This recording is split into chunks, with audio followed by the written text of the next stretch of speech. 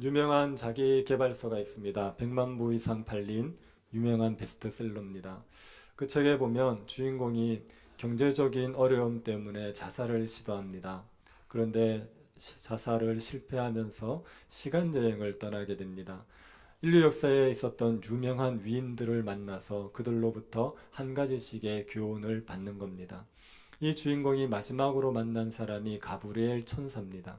가브리엘 천사를 만났는데 가브리엘 천사가 아주 큰 창고로 이 사람을 데리고 갑니다. 그 창고에 보니까 온갖 물건들이 다 있었습니다. 자전거부터 카펫, 컴퓨터, 흔들리자, 자동차 등록증, 그런 수많은 물건들이 있었습니다. 불치병을 치료할 수 있는 치료법도 있었고, 그리고 돈다발도 많이 있었습니다. 주인공이 가브리엘 천사에게 묻습니다. 이 많은 물건들이 무엇입니까? 그랬더니 가브리엘 천사가 이렇게 얘기합니다. 이 물건들은 존재할 뻔했으나 존재하지 않은 물건들이다. 이렇게 얘기합니다. 땅에 있는 사람들이 더 많이 믿음으로 더 많이 기도하고 또 열심히 일했으면 이 물건들을 줬을 텐데 기도하지 않고 더 열심히 일하지 않아서 얻지 못한 물건이 여기 쌓여 있는 거다. 이렇게 얘기한 겁니다. 그러면서 주인공에게 어떤 어려운 상황이든지 굴하지 말고 믿음을 가지고 더 기도하고 더 열심히 일하면 그러면 반드시 이런 좋은 것들을 받을 수 있다. 이렇게 얘기했습니다. 이 이야기를 사람들이 굉장히 좋아했죠. 100만 부 이상 팔릴 정도로 굉장한 베스트셀러가 되었습니다. 내가 믿음을 가지고 더 열심히 기도하고 더 열심히 노력하면 그러면 하나님이 주시는 복을 누릴 수 있겠구나, 그런 생각들을 했습니다. 그런데 이 이야기는 복음의 진리와 배치되는 이야기입니다. 복음의 진리에 맞지 않는 이야기입니다. 복음은 우리가 더 열심히 기도하고 더 열심히 노력하면 하나님이 복을 더 주실 거라고 말하지 않습니다. 복음은 예수를 믿을 때 복을 다 받았다고 얘기하고 예수를 믿은 사람들은 복을 누리고 살아갈 수 있다고 말하는 겁니다. 내가 얼마나 노력하느냐에 따라서 내가 누리는 복이 달라지는 게 아니라 예수를 믿을 때 하나님께서 하늘의 모든 신령한 복을 주셨고 우리는 그것들을 믿음으로 누리며 살아갈 수 있다고 말하는 게 복음의 진리입니다. 우리가 하는 어떤 행위가 하나님에게 인정을 받아서 그래서 내가 하나님에게 복을 더 받고 덜 받는다고 얘기하는 것은 율법주의입니다. 사도 바울이 갈라디아에 있어서 그렇게 경고하는 다른 복음이 바로 이 율법주의입니다. 다른 복음은 사람들이 들으면 마음에 감동이 됩니다. 율법주의는요, 사람들이 싫어할 것 같지만 실제로는 사람들이 율법주의를 들으면 되게 좋아합니다. 그래서 다른 복음을 전하는 사람들은 사람들을 좋게 하기 위해서 다른 복음을 전하는 겁니다. 율법주의를 전하는 겁니다. 근데 사도 바울은 사람들이 좋아하든 싫어하든지 간에 복음을 전하지요. 복음밖에는 전할 수가 없습니다. 그 이유가 무엇이겠습니까? 사도 바울이 전하는 복음은 하나님께서 계시로 주신 겁니다. 사람에게서 말미암은 게 아니지요. 사람에게 배운 게 아니란 말입니다. 사람을 통해서 받은 것도 아닙니다. 하나님께서 사도 바울에게 직접 계시로 주신 겁니다. 사도 바울이 그걸 증명하기 위해서 1장 13절부터 자기가 회심 전에 어떻게 살았는지 그리고 회심한 이후에 어떻게 살았는지를 설명하는 겁니다. 사도 바울은 회심 전에 뭘 하던 사람입니까?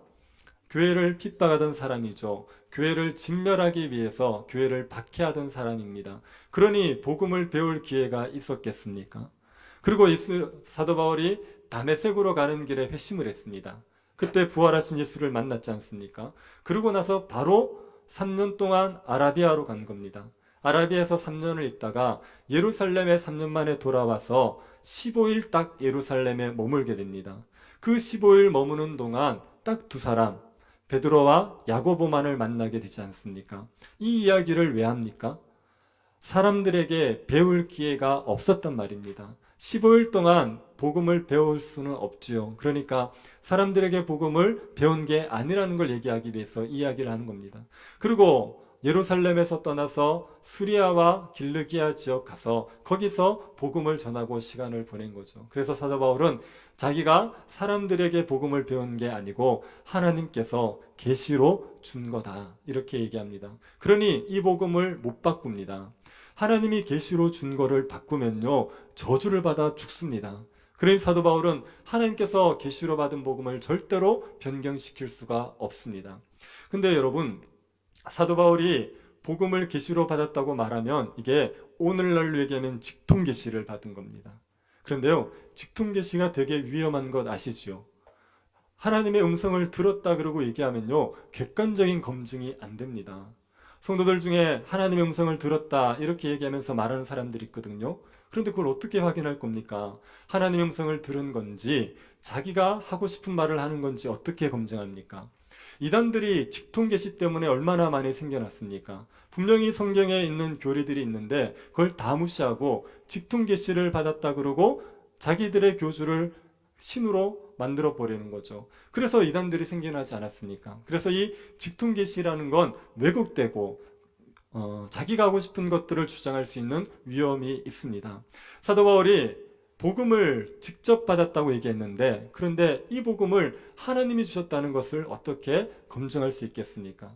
그래서 사도 바울이 무슨 얘기를 하냐면, 자기의 복음이 예루살렘 교회 사도들과 교회 지도자들이 전하는 복음과 같다는 얘기를 2장 1절부터 10절에서 하고 있는 겁니다. 만약에 하나님께서 바울에게 복음을 계시해 주신 거면 예수님의 제자들이 전하는 복음과 같아야 됩니다. 예수님의 제자들이 전하는 복음도 하나님이 계시해 준 것 아닙니까? 그러면 둘 다 하나님에게 받았다고 얘기했으면 둘의 내용이 똑같아야 되지요. 그래서 사도 바울이 2장 1절부터 10절에 나의 복음은 예루살렘 교회 지도자들이 인정한 복음이다, 그 얘기를 하고 있는 겁니다.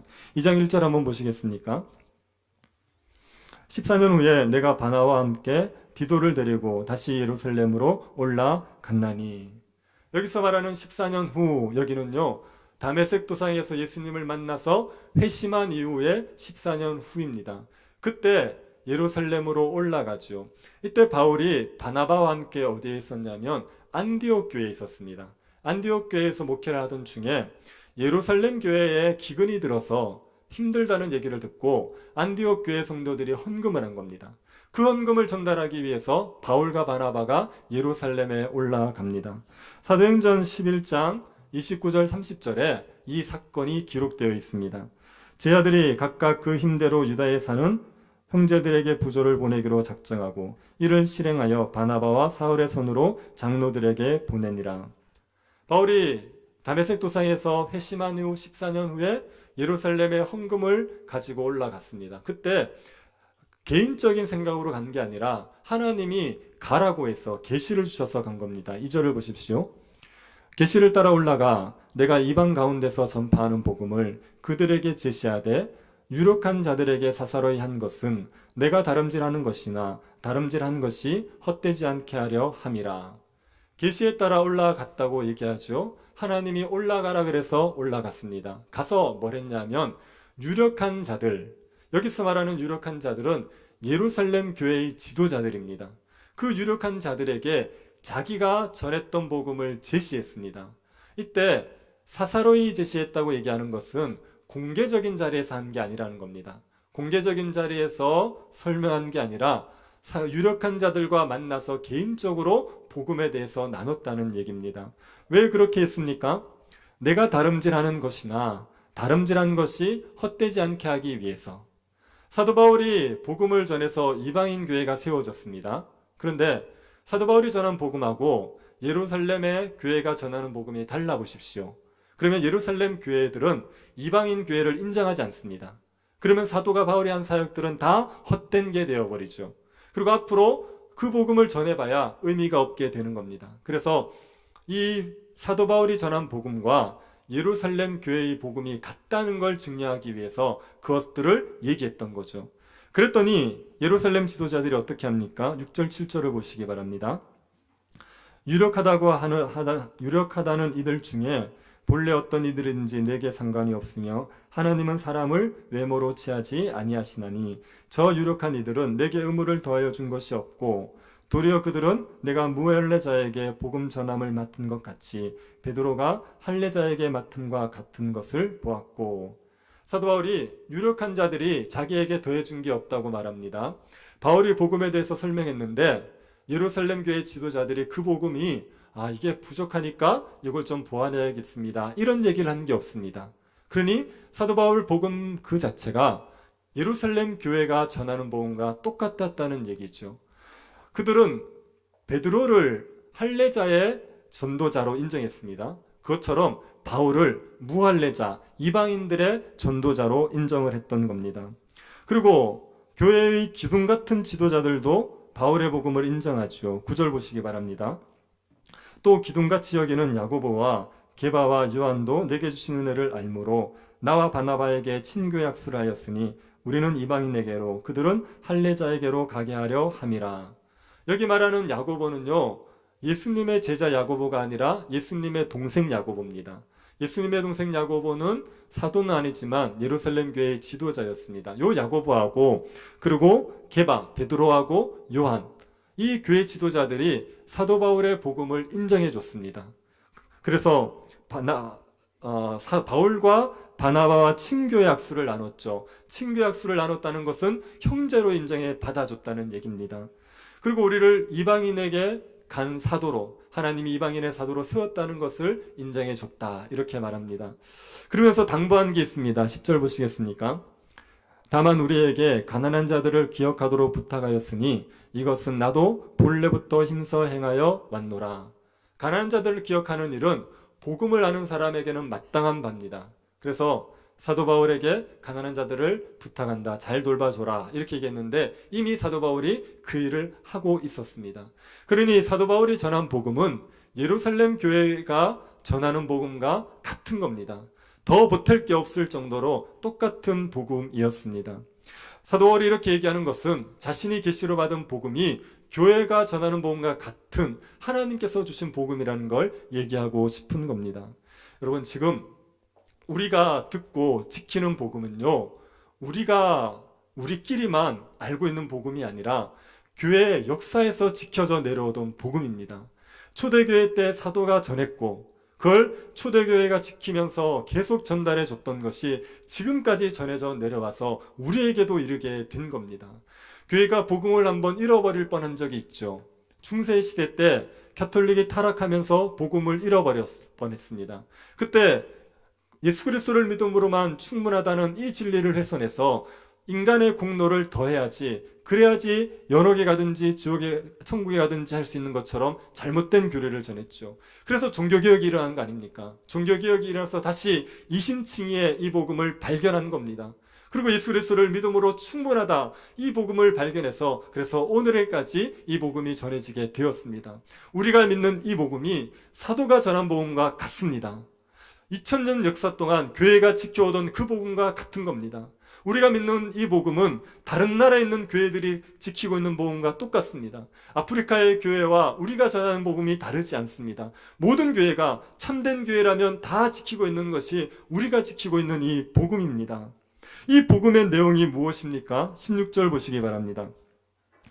사람이 의롭게 되는 것은 율법의 행위로 말미암음이 아니요 오직 예수 그리스도를 믿음으로 말미암은 줄 알므로 우리도 그리스도 예수를 믿나니 이는 우리가 율법의 행위로서가 아니요 그리스도를 믿음으로써 의롭다함을 얻으려 함이라.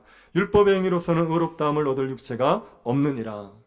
사람이 의롭게 되는 것은 율법의 행위로 되는 것이 아니라 예수를 믿음으로만 된다는 게, 이게 사도 바울이 전한 복음이고 교회가 지켜오던 복음입니다. 여러분이 요 2장 16절을요 낱낱이 이해하시면 복음이 뭔지를 정확하게 이해할 수가 있습니다. 한 단어, 한 구절 낱낱이 이해하셔서 이 복음이 어떤 것인지를 이해하고 이걸 지키셔야 됩니다. 제가 한 단어 한 단어를 설명해 드릴 테니까 이 개념들을 정확하게 한번 기억해 보십시오. 사람이 의롭게 된다고 말할 때 이 사람은요, 유대인과 이방인을 다 포함하는 겁니다. 모든 사람들을 다 얘기하는 겁니다. 유대인이든 이방인이든 상관없이 누구든지 다 예수를 믿어야 되는 겁니다. 의롭게 된다고 말하는 것은요, 율법을 다 지킨 상태를 의로운 상태라고 말합니다. 십계명을 다 지키면, 하나님께서 주신 율법을 다 순종하면, 그러면 그 사람은 의로워지게 되는 겁니다.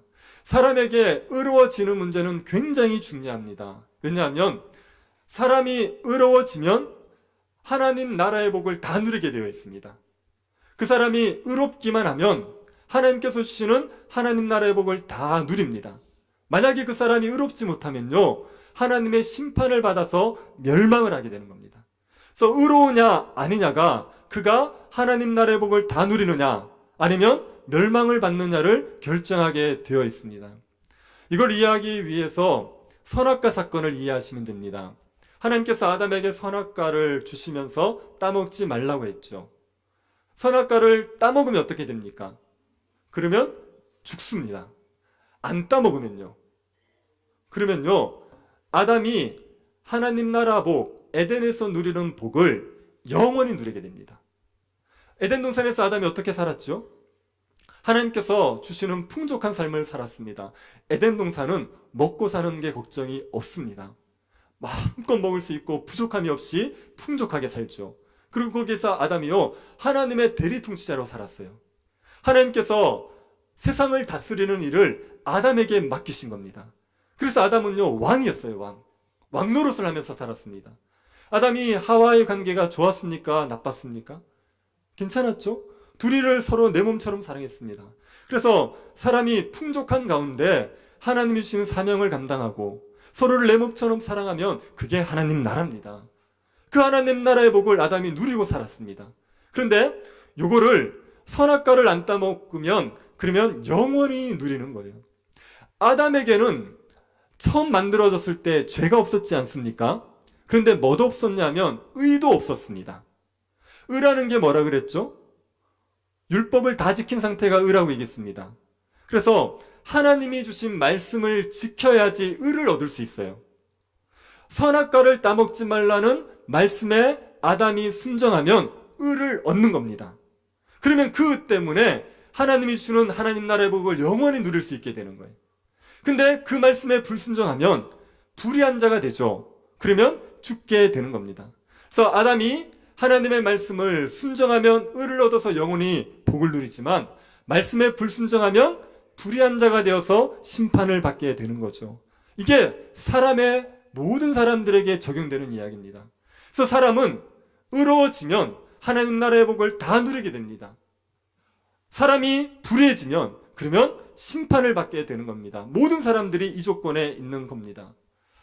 네, 혼자 이야기하고 있는 거 아니죠? 네, 지금 따라오고 계시는 거 맞죠? 네, 막 이렇게 이해하시는 눈빛 맞죠? 네. 이게 그래서 사람에게 제일 중요한 게 의로워지느냐 아니냐의 문제가 제일 중요한 겁니다. 뭐 사람들이 때에 따라서 중요한 게 다르지 않습니까? 고등학생들 되면 대학교 이게 제일 중요하죠. 그래서 성적이 얼마에 따라서 울고 웃습니다. 그리고 대학 졸업하면 취업이 얼마나 중요합니까? 어떤 직장 가느냐가 너무 중요하죠. 결혼 너무나도 중요하지 않습니까? 이거는 뭐 인생의 반 이상을 차지하지 않은 너무 중요한 문제죠. 어른 되면 명예도 중요하고 그 다음에 재산도 중요하지 않습니까? 집이 몇 평이냐, 집에 화장실이 몇 개냐 이런 거 중요하죠. 차가 몇 cc냐 이런 것들이 중요하지 않습니까? 그런데 제일 중요한 게요, 사람이 의로워지느냐 아니냐가 제일 중요합니다. 나머지 것들은 땅의 삶을 약간 편하게 하느냐 불편하게 하느냐를 좌우해요. 근데 의의 문제는요, 영원한 복을 누리느냐 영원한 고통 가운데 사느냐를 결정하는 문제입니다. 그래서 의로워지는 게 제일 중요한 문제입니다. 어떻게 의로워집니까? 의로워지는 방법으로 제시하지 않은 게 있습니다. 16절 다시 한번 보십시오. 뭐라 그럽니까? 뭐로는 의로워질 수 없죠? 율법의 행위로는 의로워질 수가 없습니다. 율법의 행위 이렇게 얘기할 때요, 율법의 행위라는 것은 율법을 지켜서 의를 얻고자 하는 행위, 이걸 율법의 행위라 그럽니다. 율법을 지켜서 하나님 앞에서 내가 의를 얻겠다고 말하면 그게 다 율법의 행위입니다. 여러분이 주일날 예배를 드리지 않습니까? 이게 율법의 행위입니까? 아닙니까? 율법의 행위가 될 수도 있고 안 될 수도 있습니다. 왜냐? 내가 주일날 예배를 드리면 하나님이 나를 더 의롭게 인정해 줄 거라고 믿고 예배를 드리지 않습니까? 그러면 이건 율법의 행위가 돼버립니다. 그런데 구원받은 게 너무 좋아요, 저는. 그래서 예배를 드리고 싶어서 예배 드려요. 이거는 율법의 행위가 아니에요. 그래서 내가 어떤 행위를 하는데 그게 내 행위로 말미암아 내가 율법을 지켜서 하나님 앞에 의를 얻을 거라고 생각해서 하는 행위면 다 율법의 행위입니다. 이 율법의 행위로는 의에 이를 수가 없어요. 왜 그렇습니까? 우리는요, 율법을 못 지킵니다. 율법의 행위로 의로워지려고 그러면요, 모든 율법을 다 지켜야 돼요. 율법을 항상 지켜야 됩니다. 십계명을 다 지켜야 되고 한 번도 어기면 안 됩니다. 주일 한 번 빠지신 분들이 있죠? 그분들은 이미 끝났습니다. 거짓말하신 분들 있죠? 이미 끝났습니다. 여러분은 이미 율법을 어긴 겁니다. 부모님에게 대드신 분들 이미 종쳤습니다. 한 번이라도 어기면요, 그러면 그 사람은 불의한 자가 되는 거예요. 그러니까 율법의 행위로 우리가 의로워지려고 그러면 모든 율법을 항상 지켜야 되는데 이걸 누가 할 수 있습니다. 그러니까 우리는 율법의 행위로는 하나님 앞에 도저히 의로울 수가 없습니다. 여러분, 율법을 하나님이 왜 주셨는지 아십니까? 너희가 이걸 잘 지키면 내가 너에게 의를 선물로 줄게, 이래서 주신 게 아닙니다. 율법을 주신 목적이 세 가지예요. 첫 번째는 우리의 죄인됨을 깨달으라고 준 겁니다. 사람들은 자기가 죄가 있다고 말해도요, 자기 죄인됨을 인정하지 않습니다.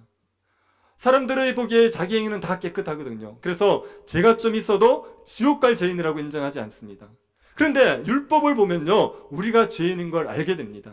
십계명을 하나씩 살펴보십시오. 그러면 우리는 진짜 나쁜 놈입니다. 제가 전에 십계명 강의할 때 8계명을 강의한 적이 있습니다. 그래서 도둑질이 뭔지를 얘기했죠. 그랬더니 다들 고백했습니다. 내가 도둑놈이다. 도둑질이 뭔지를 모르다가 알게 되지 않습니까? 그럼 우리는 도둑질을 굉장히 많이 하고 있는 겁니다. 10계명 중에 10번째 계명이 뭡니까? 내 이웃의 소유를 탐내지 말라. 마음에 탐심을 품지 말래요. 그래서 탐심을 품기만 해도 그게 죄가 됩니다. 내가 나쁜 짓을 실제로 하지 않아도 마음에서 악한 생각만 하지 않습니까? 그래도 그게 죄가 됩니다. 그래, 우리가 얼마나 큰 죄인입니까? 이걸 알라고 율법을 주신 거예요. 그래서 율법을 아는 사람은요, 자기가 도저히 자기 행위로는 의로워질 수 없다는 걸 압니다. 그래서 뭘 하느냐면 예수님을 의지하게 되어 있어요. 그래서 율법은요, 예수 그리스도께로 인도하는 몽학 선생이에요. 예수 그리스도께로 우리를 이끌어가는 선생입니다. 그리고 율법은 신자가 어떻게 살아가야 되는지를 알려주는 거예요. 예수 믿은 사람이 어떻게 사는 게 거룩한지를 알려주기 위해서 율법을 주신 겁니다. 그런데 이거를 지켜서 의로워지겠다고 얘기하는 게 그게 바보예요. 그게 율법을 오해하는 겁니다. 율법을 우리가 다 지켜서 의로워지려 그러면 우리는 못합니다. 우리는 그 율법에 멍해매서 죽어버립니다. 도저히 감당이 안 됩니다. 율법은 우리로 하여금 죄인됨을 깨닫고 그리스도를 의지하라고 주신 거란 말입니다. 그래서 율법의 행위로는 우리는 하나님 앞에 의를 얻을 수가 없습니다.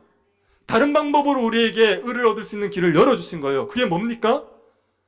예수를 믿음으로 의로워지는 이 길이 열려진 겁니다. 그래서 예수를 믿으면 우리가 아무것도 하지 않았어도 예수 믿는다는 그 이유 때문에 완전히 의로운 자로 인정을 받습니다. 왜 예수 믿으며 의로워지냐면 우리가 예수를 믿는다는 게 예수 그리스도와 연합이 된다는 얘기입니다. 예수 그리스도와 연합된다는 얘기는 예수 그리스도로 우리가 옷을 입는다는 얘기예요. 지금 여러분 성가대원들이 지금 옷을 입었지 않습니까? 그러니까 가운만 보이지 안에 어떤 상표인지 모르죠. 그게 시장표인지 메이커인지 아무도 모르지 않습니까? 그래서 덮여버리지 않습니까? 예수 그리스도로 옷 입으면요, 우리의 모든 행위는 덮여버려요. 그리고 뭐만 보이냐면 예수 그리스도의 행위만 보입니다. 예수 그리스도는요, 이 땅 살면서 모든 율법을 다 지키신 분이에요. 그러니 그분의 온전하신 의가 우리에게 선물로 주어져서 우리는 예수를 믿음으로 말미암아 의로운 자로 인정을 받는 겁니다. 내가 율법을 지키지 않아도, 내가 뭔가 선한 일을 하지 않아도 예수를 믿는다는 그 한 가지 이유 때문에 우리가 완전히 의로운 자로 인정을 받는 겁니다. 이게 복음입니다. 이 복음이 사도 바울이 전했고 지금까지 지켜 내려오고 있는 복음입니다. 다른 복음 전하는 사람은 뭐라 그러냐면 예수 믿는 것으로 안 된대요. 예수 믿는 것으로 충분하지 않답니다. 거기에다 뭔가를 더해야 된답니다. 할례를 받아야 되고 율법을 지켜야 되고 주일을 지켜야 되고 11조를 해야 되고 기도를 해야 되고 말씀을 봐야 되고 봉사를 해야 되고 뭔가를 더해야지 그래야 하나님이 인정해 줄 거고 그래야 하나님이 사랑해 줄 거라고 말하는 것, 이게 바로 다른 복음이란 말입니다. 복음은 그렇게 얘기하지 않습니다. 네가 예수를 믿느냐? 그게 확실하냐? 그러면 하나님께서 너에게 모든 복을 다 주셨고 너를 의롭다 인정하시고 하나님께서 너를 사랑하신다고 말하는 게 복음이란 말입니다. 내가 뭔가를 하지 않아도, 아무것도 하지 않고 발버둥 치지 않았어도 예수를 믿는다는 단 한 가지 때문에 하늘의 모든 복이 다 주어지고 의롭다는 인정을 받아서 하나님이 주는 영원한 복락을 누릴 수 있다는 게, 그게 우리가 지키는 복음이란 말입니다. 이 복음을 우리가 지켜야죠. 이게 훼손되는 걸 막아야 됩니다. 사도 바울은요, 다른 복음을 조금도 용납하지 않아요. 다른 복음에 대해서 그것이 인정될 것 같으면요, 그것들을 철저하게 차단했습니다. 3절 한번 보시겠습니까?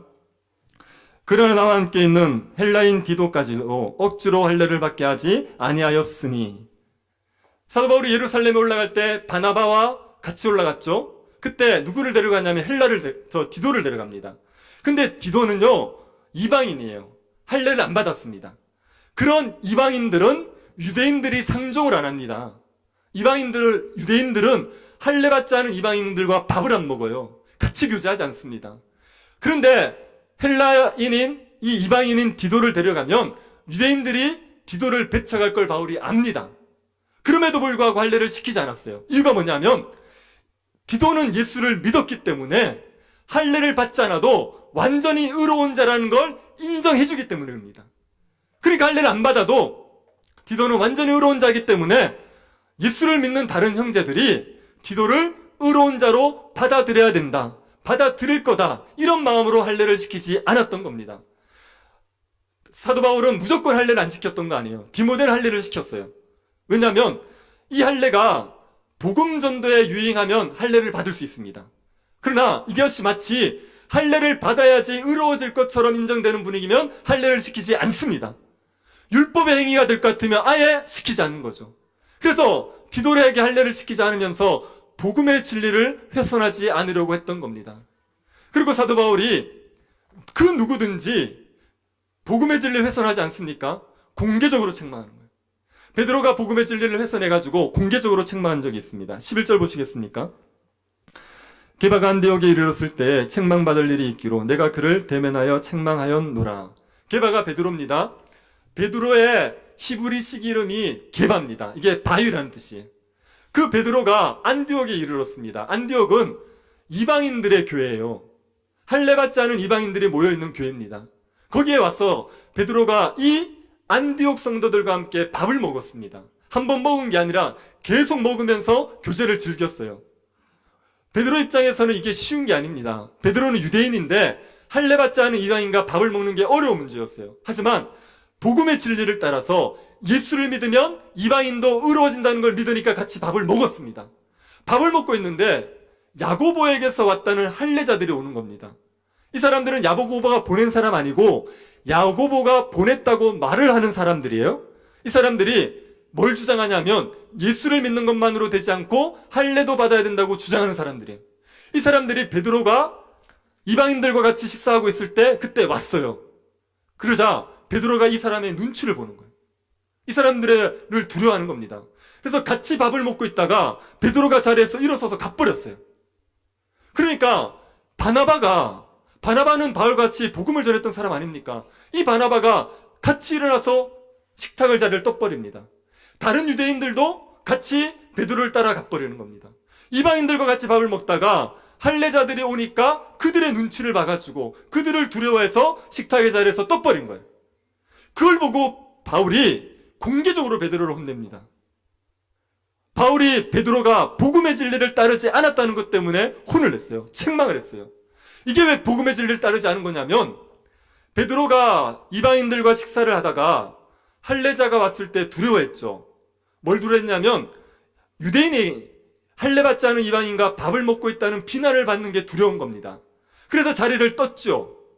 그 순간 베드로는 뭘 인정한 거냐면 안디옥 교회 성도들이 예수를 믿었지만 할례를 안 받아서 이들은 불결한 존재라고 인정한 게 되는, 그게 복음의 진리랑 맞지 않는 겁니다. 예수를 믿었는데 할례를 안 받았다고 부정한 사람처럼 취급한 거예요. 그래서 바울이 공개적으로 베드로를 책망한 겁니다. 뭐라고 그러는지 보십시오. 14절. 그러므로 나는 그들이 복음의 진리를 따라 바르게 행하지 아니함을 보고 모든 자 앞에서 게바에게 이르되 내가 유대인으로서 이방인을 따르고 유대인답게 살지 아니하면서 어찌하여 억지로 이방인을 유대인답게 살게 하려느냐 하였노라. 바울이 사람들 앞에 이렇게 얘기합니다. 네가 유대인으로서 이방인처럼 안 살지 않느냐. 베드로에게 네가 유대인인데 이방인처럼 살지 않느냐. 무슨 말입니까? 베드로는 율법을 알지요. 그래서 베드로는 율법을 다 지켰습니까? 아니요. 다 못 지켰습니다. 이방인처럼 살았습니다. 자기도 율법을 못 지켜서 이방인처럼 살면서 왜 이방인들에게 유대인처럼 살라고 강요하냐는 겁니다. 왜 이방인들에게 율법을 지켜야 의로워진다는 이 말도 안 되는 걸 주장하냐는 거죠. 너도 못 지키는 율법을 왜 이방인들에게 지키라고 말하냐는 겁니다. 부모들이 그럴 때 있죠. 애들에게 뭘 하라 그러는데요. 본인이 못 하는 거예요. 애들에게 휴대폰을 좀 끊어라. 본인이 못 끊는 겁니다. 애들에게 정리정돈을 좀 해라. 본인이 못 하는 거예요. 그러면서 애들에게 요구하지 않습니까? 지금 베드로가 그 일을 하고 있는 겁니다.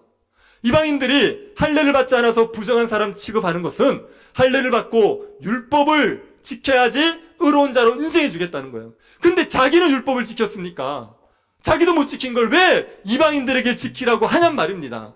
그래서 사도 바울이 베드로를 공개적으로 책망했습니다. 네가 복음의 진리를 따르지 않았다고. 여러분 이게요. 바울이 베드로를 책망할 수 있는 레벨이 아닙니다. 이게 어떤 것과 같으냐면요. 어떤 작은 교회, 개척교회 전도사, 교육전도사가 총회장을 혼내는 거랑 똑같은 거예요. 이게 급이 다릅니다. 그런데도 불구하고 베드로가 복음의 진리를 따르지 않으니까 바울은 책망을 하는 겁니다. 바울은 복음의 진리를 훼손하는 걸 조금도 용납하지 않았습니다.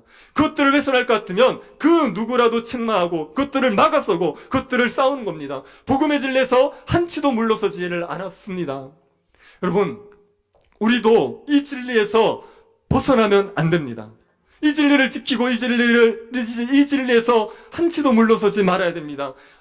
예수 믿는 것 왜? 그 어떤 것도 우리를 의롭게 하는데 필요 없다는 것을 꼭 기억하십시오. 우리가 뭘 하는 것이 우리에게 의로워지는데 조금도 도움이 안 됩니다. 예수 믿은 것으로 충분하고 다른 아무것도 우리가 하나님 앞에 의로워지는데 도움이 안 된단 말입니다. 여러분이 자꾸 여러분의 행위를 자꾸 판단하지 마십시오. 내가 어떻게 살았는지 가지고 하나님 앞에 의인인지 죄인지를 판단하려고 그러면 안 됩니다. 우리의 행위를 살피면요, 우리는 죄인일 수밖에 없어요. 우리의 행위를 보면 우리가 얼마나 더럽습니까? 가끔 보면 우리가 잘 살 때가 있습니다. 남들에게 이렇게 살았으면 내가 좀 잘 살았다고 자랑하고 싶을 만할 때가 가끔 있습니다. 그런데요, 그럴 때도 기억하십시오. 우리는 더러운 죄인입니다. 우리가 어떤 상태냐면요, 이런 상태랑 비슷합니다. 옛날 화장실 중에 죄례식 화장실 알죠? 지금처럼 푸세식, 뭐죠 이거?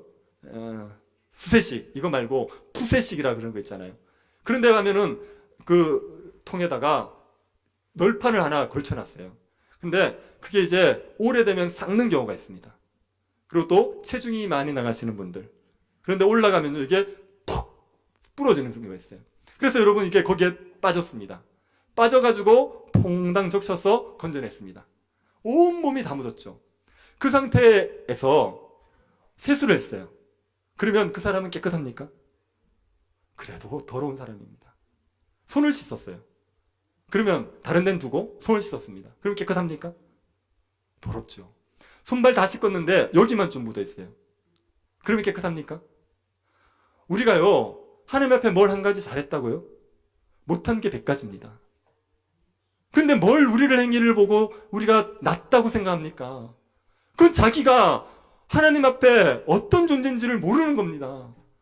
우리는요, 정말 죽을 만큼 주를 위해서 살았어도요, 무익한 종이라고 고백할 수밖에 없는 게 우리의 실체입니다. 그런데 뭘 자꾸 자기 행위를 보고 내가 죄인이고 의롭고 이런 걸 생각합니까? 우리는요, 우리 행위를 자세히 쳐다보면요, 그러면 죽어 마땅한 죄인입니다. 제가 여러분이 우울증 걸릴 수 있는 방법을 알려드릴게요. 여러분의 행위를 자꾸 보십시오. 여러분의 마음의 상태를 계속 점검해 보십시오. 100% 우울증 걸립니다. 자기의 행위를 보고요, 자기의 마음을 계속 들여다보면요, 더러운 것밖에 없습니다. 그래서 죽어 마땅한 죄인이라는 생각밖에 들지 않습니다. 우리는요, 우리 행위를 보는 게 아닙니다. 뭘 보냐면 예수 십자가를 보는 거예요. 예수 십자가를 보고 그분 때문에 우리가 의로워졌다는 걸 확신하셔야 됩니다. 행위를 가지고 자꾸 점검하지 마시고 예수를 믿는 믿음에 서십시오. 예수를 믿어서 의로워졌다는 이 진리 앞에 서셔야 됩니다. 여러분이 아무것도 하지 않았어도 예수 그리스도 때문에 완전히 의로운 자로 인정받고 하나님의 사랑을 받는다는 걸 자꾸만 확신하셔야 됩니다. 예수 안 믿는 사람들이 여러분에게 얘기합니까? 너 그러고도 교회 다니면서 천국 간다고 말하느냐? 네가 그러고도 교회의 집사냐 잡사지? 그렇게 얘기합니까? 너 같은 애가 어떻게 천국 가냐? 네 같은 애가 교회 다닌다고 천국 간다는 건 말도 안 된다. 그렇게 얘기합니까? 그때 얘기하셔야 됩니다. 뭐라 그러시냐 하면은 내가 이렇게 형편없기 때문에 나는 예수를 믿는다고. 내 행위로는 도저히 천국을 못 가기 때문에 나에게는 예수님이 필요하다고. 그래서 교회를 다니는 거라고 말하는 겁니다. 우리가 잘 살았으면 우리 힘으로 천국 가지요. 못 사니까 예수가 필요한 거 아닙니까? 그래서 교회를 다니는 거란 말입니다. 여러분이 죄를 지어가지고 낙심이 찾아올 때가 있을 겁니다. 내가 이 교회 생활을 이렇게 오래 했는데 이 정도밖에 안 되냐? 그렇게 낙심이 찾아올 때가 있을 겁니다. 사탄이 우리가 지은 죄로 우리를 계속 정죄하거든요. 네가 그렇게 하는데 하나님이 너를 사랑할 것 같으냐? 네가 그렇게 하는데 하나님께서 너에게 복을 줄 것 같느냐? 자꾸 정죄하거든요. 그럴 때 얘기하는 겁니다. 내가 이렇게 엉터리라서 예수를 믿어서 의로워진다고. 내가 하는 행위로는 뭔가를 받아낼 수 없기 때문에 예수 그리스도를 믿는 거라고 사탄에게 얘기하는 겁니다. 그 사탄의 말을 그 복음으로 뿌리치셔야 됩니다. 여러분의 의식 속에 내가 뭔가를 해가지고 하나님이 나에게 복을 더 줄 거라는 생각, 아니면 내가 뭘 안 해서 하나님이 나에게 복을 안 줄 거라는 생각 자체를 버리십시오. 그 복음의 진리에서 한치도 벗어나지 마시고 다른 복음을 배척하셔야 됩니다. 교회에도 다른 복음이 용납되면 안 됩니다. 교회에서 많이 되는 얘기가 뭐냐면 누가 사업이 좀 잘 되지 않습니까? 자녀들이 좋은 데를 가지 않습니까? 자녀들이 잘 풀지 않습니까? 그러면 이렇게 얘기합니다. 기도를 많이 하더니 11조를 많이 하더니 봉사를 많이 하더니 하나님이 주시는 복을 받았다. 그렇게 얘기합니다. 많이 들어보셨죠? 많이 또 하셨죠? 그런데 여러분 이렇게 얘기하지 마시고요. 이렇게 얘기하십시오. 예수를 믿더니 저 죄인이 하나님의 은혜를 누린다. 이렇게 얘기하십시오. 그 사람이 좀 잘한 게 있을 수 있죠. 얘기했지 않습니까? 한 가지를 잘했으면 100가지를 못한 사람이에요. 근데 그 한 가지 때문에 복을 주셨다고요? 어떻게 그런 얘기를 합니까? 그럼 말도 안 되는 얘기입니다. 기도를 하고 11조하고 봉사하는 건 너무 중요하고 좋은 거죠. 그런데 그 사람이 그걸 해서 복을 받은 게 아닙니다. 그 사람이 예수를 믿었어요. 예수를 믿었다는 게 기도를 하고 봉사를 하고 11조를 하는 걸로 드러난 겁니다. 그래서 복을 받은 거지 그 사람이 이걸 해가지고 복을 받는 게 아니라 그 나쁜 놈이, 그 나쁜 사람이 예수를 믿은 것 때문에 그것 때문에 복을 받은 거란 말입니다. 우리가 뭘 해가지고 그걸로 보상을 받는다고요? 우리의 행위대로 판단하면요 우리는 보상이 아니라 오늘 죽었어야 돼요. 예배드리다가 졸다가 다 죽었어야 되는 겁니다. 우리 행위대로 하면은 다 죽었어야 될 존재예요. 근데 내가 이거를 좀 잘해서 복을 받아서 이걸 좀 잘했으니까 나를 이뻐해줘서, 아니요 그건 말도 안 되는 얘기입니다. 무슨 말입니까? 당락입니까? 엉터리 같은 얘기죠. 그건 엉터리 같은 얘기입니다. 그렇게 그런 말 자체가 교회에서 통용되면 안 됩니다. 여러분 교회에서요 저는 기도하고 11조하고 봉사하는 일이 굉장히 중요하고 하나님이 기뻐하시는 일이라고 생각합니다. 그런데 그런 행위들이 우리에게 하나님께 복 받는데 전혀 영향을 못 미칩니다. 중요한 건 예수를 믿는 거예요. 예수를 믿는 거예요. 저는 기도를 하지 않는 사람들이 신자가 아닐 가능성이 많다고 생각합니다. 11조 하지 않는 분들 신자 아닐 가능성이 많다고 생각합니다. 봉사하지 않는 분은요 신자가 아닐 가능성이 많다고 생각합니다. 그 사람이 신자가 아니기 때문에 하나님이 주시는 이 풍성한 복을 못 누리고 있다고 생각해요. 신자면요 그가 어떤 존재든지 간에 그가 하나님 앞에 어떻게 살았든지 간에 하나님께서 복을 넘치도록 부어주신단 말입니다. 부족하지만 연약하지만 그의 행위로는 저울에 달아 부족함이 보였지만 그러나 예수님께서 그를 행해서 행하신 일 때문에 하나님의 복들을 다 누리게 되어 있는 겁니다. 그러니 이 복음에 교회가 견고하게 서가지고 다른 복음들을 용납하지 마셔야 됩니다. 다른 복음을 가르치는 것들을 인정하지 말고 그런 말들이 교회에 통용되지 못하게 하셔야 됩니다. 누가 좀 잘했으면 예수님 때문에 잘된 겁니다. 그가 뭘 잘했어가 아니라 예수 그리스도 때문에 복을 받은 겁니다. 예수 그리스도 때문에 그 엄청난 은혜들을 누리고 우리가 살아가는 겁니다. 여러분이 예수를 믿으셨습니까? 그러면 그것 때문에 하나님이 여러분의 기도를 들으실 거라니까요. 기도를 안 하니까 응답이 없죠. 기도를 하면 됩니다. 열심히 안 해도 됩니다. 우리 애들 저한테 용돈 달라 그럴 때요, 열심히 달라 그러지 않습니다. 아빠, 꼭 용돈을 한 번만. 그렇게 하지 않습니다. 아빠 돈 줘. 5,000원. 그러면 제가 준다니까요. 네. 여러분이 많이 열심히 뭘 해야지 하나님이 들어준다고요? 그러면 얼마나 해야 됩니까? 한 40일 해야 됩니까? 한 80일 해야 됩니까? 100일? 1,000번째?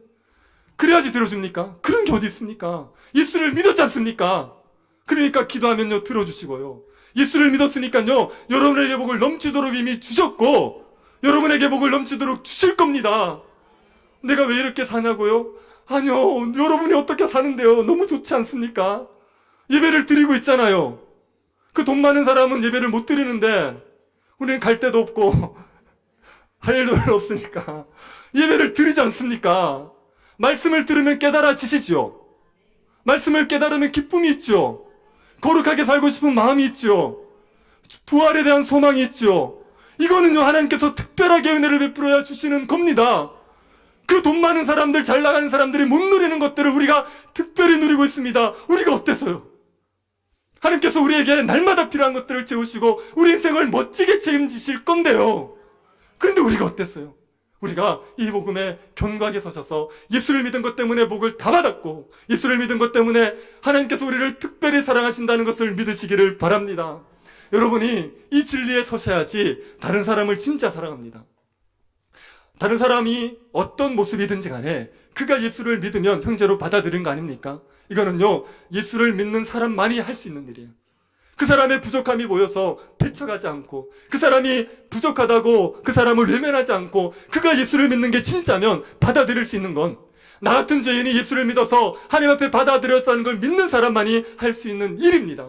여러분이 진짜 예수를 믿으셔야지, 그래야지 이 복음에 견고하게 서 계셔야지, 그래야지 진짜 형제를 사랑하게 될 거고 그래야 교회에 은혜가 넘치게 되어 있습니다. 그러니 십자가 복음에 견고하게 서십시오. 여기에서 벗어나지 마시고 여기에 굳게 서가지고 이 복음으로 말미암은 영광을 누리며 살아가시게 되기를 바랍니다. 복음은요 우리를 자유케 합니다. 정말 복음은 자유케 합니다. 우리가 겪고 있는 모든 얽매였던 것들을 다 벗어버리고 자유를 누릴 수 있게 만들어줍니다. 율법주의를 따르는 순간 그 순간 여러분은 자유를 잃어버리게 됩니다. 뭘 해야지 하나님이 나를 사랑할 거라고 생각하는 순간부터 여러분은 종노릇하게 되어 있습니다. 저를 보시겠습니까? 명백하게 기억하십시오. 여러분이 주일 예배를 안 드려도, 여러분이 11조를 하지 않았어도, 여러분이 기도를 하지 않았어도, 여러분이 봉사를 하지 않았어도 예수를 믿었으면 하나님께서 여러분을 사랑하십니다. 그런데 이거를 안 해도 하나님이 나를 사랑하기 때문에 안 하겠다는 사람은 불신자입니다. 그 사람은 불신자입니다. 그 사람은 율법주의에 빠져 움직인 거지 복음 때문에 움직인 거 아닙니다. 복음은요 이런 걸 하지 않아도 하나님 나를 사랑한다는 걸 알지만 내가 사랑해서 자발적으로 하는 게 복음을 아는 사람입니다. 그러니 여러분에게 있는 그 어떤 것도 하나님의 사랑을 받아내는데 도움이 되지 않는다는 걸 기억하시고 예수를 믿는 이 믿음만을 견고하게 붙드십시오. 이 믿음을 붙드셔서 이 믿음 안에서 하나님이 나를 사랑하신다는 확신 가운데, 의의 확신 가운데 소망 가지고 하나님이 주는 자유함을 마음껏 누리는 주의 백성들 될 수 있기를 간절히 바랍니다. 하나님 아버지, 은혜를 베풀어 주셔서 감사드립니다.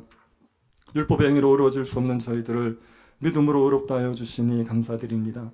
하나님 앞에 날마다 부족함을 발견할 수밖에 없는 저희들이지만 복음으로 인한 의의 확신을 가지게 하여 주옵소서. 예수 그리스도 때문에 하나님 나라 백성이 되었고 하나님의 사랑 가운데 살아가고 있음을 확신하게 하여 주옵소서. 복음이 우리에게 주는 자유와 기쁨과 평안 마음껏 누리면서 살아가게 하여 주옵소서. 걸어가신 예수님 이름으로 기도드립니다. 아멘.